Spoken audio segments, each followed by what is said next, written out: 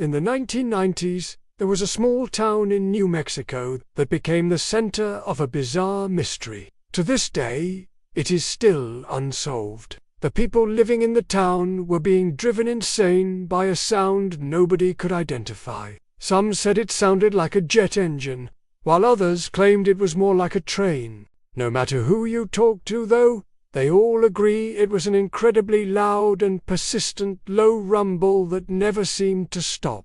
It was even audible inside people's homes and could be felt in their chests like a heartbeat. Some say it still continues to this day. So what was this awful sound, and how did it affect the locals? This is the story of the mysterious noise known as the Taos Hum. It all began in the early 90s in Taos, New Mexico, a small community nestled in the mountains about an hour north of Santa Fe.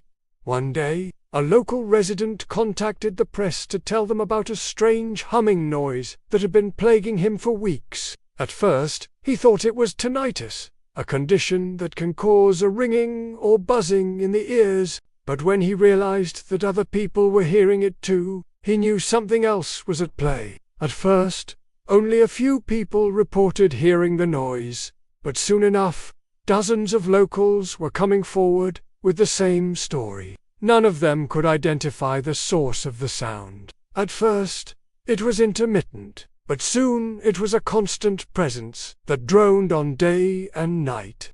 Not only that, but some people could even feel the vibrations in their teeth and chest. The sound was described as a low-pitch hum, kind of like the low rumblings of a distant freight train or a jet engine. It was not high-pitched, meaning that it was too low for most people to identify. This also meant that it couldn't be picked up by most recording devices, which made the situation even more baffling. Authorities tried everything they could think of to get to the bottom of the mystery. They checked for sources of mechanical noise, but nothing could be found. They even went so far as to bring in an acoustic expert and a team of federal agents. Still, nothing. And so the investigation was abandoned, and those affected were left to deal with the noise on their own. But why did this happen, and what was the source of the mysterious noise? There are three possible explanations for the Taos Hum.